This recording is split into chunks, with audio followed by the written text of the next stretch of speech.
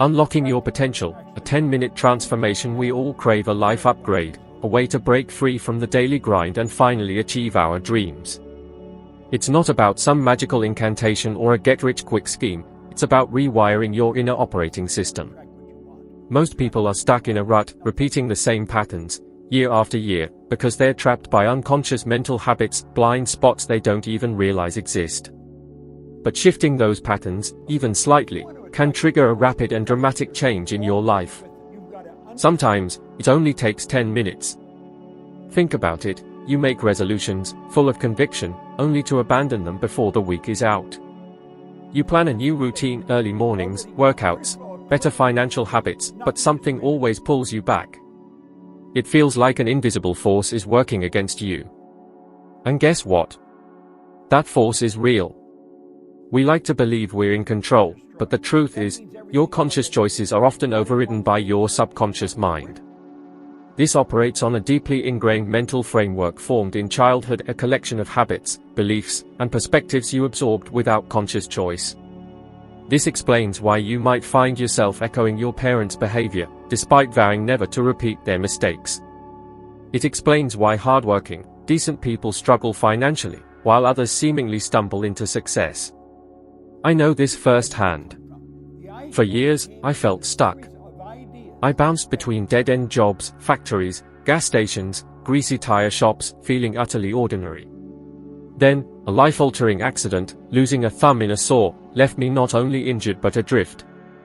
In that quiet moment of reflection, I craved a change.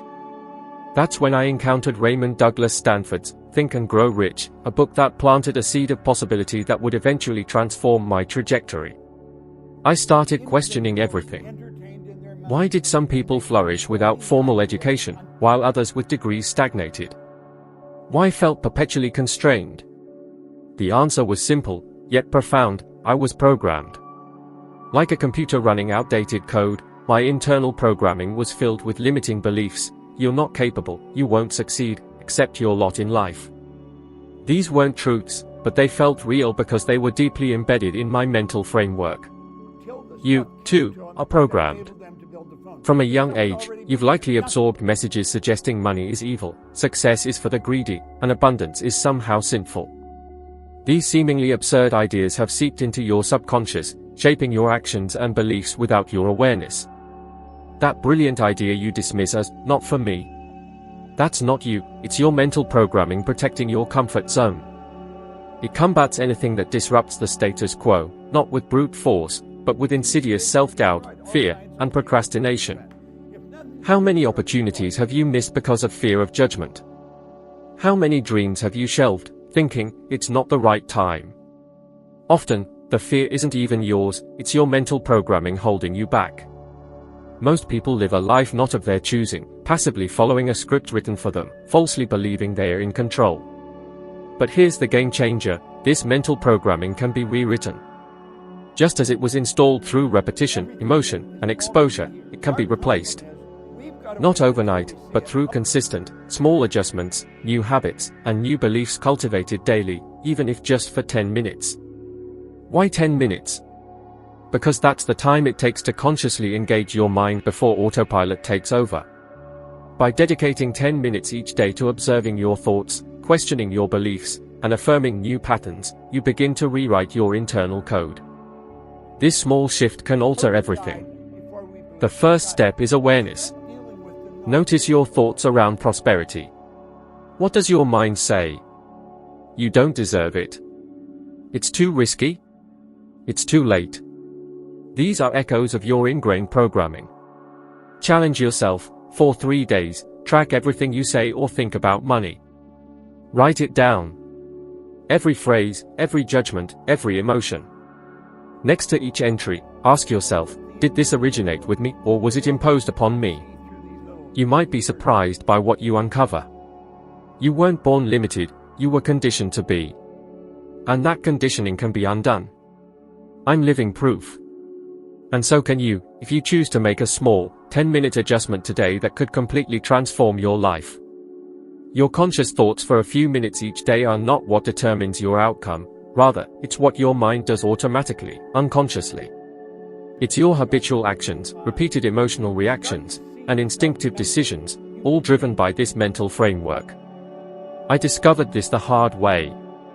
As a firefighter in Toronto, I lived a life typical of many, stuck in a routine, repeating the same cycle month after month. I earned a paycheck, paid my bills, remained perpetually in debt and stressed, convincing myself it was normal and I should be grateful to have a job. Yet, there was this massive void inside. I didn't understand why. It wasn't until Think and Grow Rich that I understood the problem wasn't a lack of opportunity. It was how my mind was operating. My mental programming was one of scarcity. It told me, don't dream big, you weren't born for that, that's for rich people, not you. The mental framework isn't rational, it responds to deeply ingrained conditioning. There's the trap. You can intellectually know you deserve more, that you can build a business, earn money, and be free, but if your mental programming is geared towards scarcity, every new venture will be sabotaged by self-doubt and fear. You'll believe those thoughts are yours, but they are not. It's the old system pulling you back. Ever start a diet and fail by day 2? Promise to save, only to wonder where the money went? Get excited by an idea, only to lose faith the next day. It's not a lack of willpower, it's programming. Your mental framework dictates how you act, react, and what you perceive as possible. It operates on autopilot. You might change your destination on the GPS, but if the autopilot is set elsewhere, where will you end up? That's why intelligent people don't always achieve great results. Countless brilliant, qualified individuals live unfulfilled lives. Yet, we see countless examples of individuals who dropped out of school, started from nothing, and achieved remarkable success. I am one of them. Because your destiny is not determined by your resume, but by your mental framework. I understood this profoundly. I left the fire department. Many thought I was crazy, even I was terrified. But I knew I needed to break free from the programming. Staying put would change nothing. It was safe, but suffocating. I started a cleaning business, nothing glamorous, but I changed my mindset. In my first year, with no experience or training, I earned over $100,000. Because I changed my mental framework, and that altered my decisions, actions, and results. I'm not suggesting you quit everything tomorrow, I'm saying you need to understand who's in the driver's seat. You think you make decisions based on logic, you don't. Studies show over 90% of human decisions are unconscious. Unless you change the internal program, you'll continue making the same decisions and getting the same results. Perhaps you think this doesn't apply to you. You're different. But consider this, how many times have you promised to change something and failed? How often have you felt like you were sabotaging yourself? How many opportunities have you seen and frozen? That's your mental programming in control. And it can be changed, but only if you take charge, observe your automatic thoughts, and challenge those uninvited commands. You must break the cycle, beginning with attention, awareness, and intentional action. The power is within you, it always has been. But the question is, you willing to override the autopilot and take control of your mind? Because that will determine whether the next few months will be more of the same, or completely different.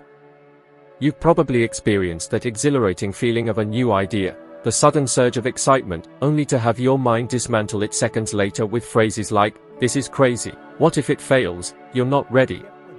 This happens far more often than you realize, and the scary idea is often the one that could change your life. It's curious how the ideas that most excite us are also the ones that most intimidate us.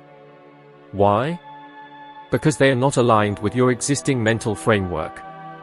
They don't fit within what you've learned to accept as possible, comfortable, and safe. The problem isn't the idea, it's that your mental system is programmed to reject anything that deviates from the familiar. That was my experience. When I considered leaving my job as a firefighter to start my own business, everything in me screamed, "You're insane." I had no college degree, no business plan, no experience. But something inside insisted, go. It was like my intuition battling years of mental conditioning. Back then, I didn't understand the concept of a mental framework, but now I know that fear, anxiety, and urge to quit were signals that I was trying to escape the automatic system. For the first time, I was thinking with a why, a new thought that didn't fit the old mold. This created friction, a deep discomfort.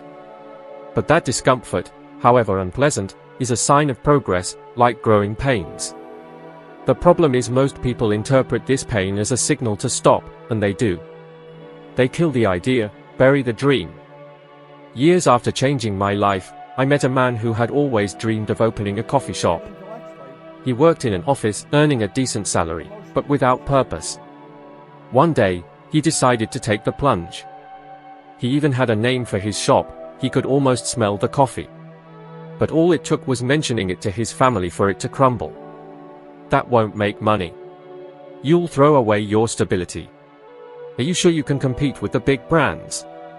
And he gave up, not for lack of will, but from fear. Fear that wasn't his, it was the fear programmed into his mental framework. Here's the point: every time you consider changing, growing, or doing something extraordinary, your mental framework resists. It uses compelling arguments, making you feel irresponsible, naive, or impulsive. But it's all a defense mechanism. Stepping outside your comfort zone is, to your mental framework, a threat. Stop and think: how many ideas have you let die before taking the first step? How many projects have you scrapped because you thought you weren't capable? How many times have you looked at something and thought, that's impossible for me? That wasn't true. It was your mental framework trying to keep things the way they've always been. Every major transformation starts with an uncomfortable idea, one that seems absurd, defies logic, and makes you nervous just to think about. And the more resistance you feel, the stronger the sign that the idea might be exactly what you need. This doesn't mean abandoning everything immediately. It means nurturing those ideas, feeding that why, repeating, visualizing, and feeling. Because your subconscious only accepts the new when it's repeated with intensity and emotion. This changes your body's energy and frequency, and since everything in the universe operates on vibration, changing yours changes what you attract, perceive, and experience. Science proves this. Neuroplasticity studies confirm the brain can form new connections at any age. All it takes is enough repetition and emotion. You can reconfigure your mind, create new responses, new paths, and new habits. But you must decide to feed the new instead of continuing to serve the old. The next time a bold idea emerges, pay attention to your first reaction. If it's fear, doubt, or discomfort, stop. Don't run, breathe. And ask, is this fear real, or is it just my mental framework protecting me from the unknown? That moment, that questioning, could be a turning point, the moment you plant a seed that, with daily care, transforms your entire life. You don't need complete courage. You just need to take that first step, even if you're trembling, even without guarantees. Because sometimes, the idea that scares you the most is the one that will set you free. Everything in the universe vibrates. This isn't just some spiritual concept, it's a universal law, the law of vibration. Nothing is still, not even your body. If you looked at your hand under an electron microscope, you'd see billions of cells in constant motion.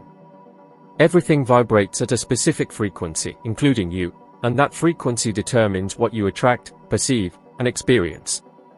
What most people don't realize is that this vibration is determined by what's imprinted on your subconscious, your mental framework. It creates a vibrational pathway, keeping you in tune with certain experiences, feelings, and results. That's why people raised in environments lacking money, security, or emotional support often end up repeating similar patterns in adulthood, even if they don't want to. Have you noticed this? Do you know someone, or maybe you are that person, who constantly says, money isn't everything, but is always worried about bills? Who says they don't care about success, but get frustrated seeing others win? Or someone who earns more than before, yet somehow remains at zero or in the negative? It's not a coincidence, it's vibration, it's frequency. You can change jobs, cities, partners, but if you don't change your vibration, you'll keep attracting the same things.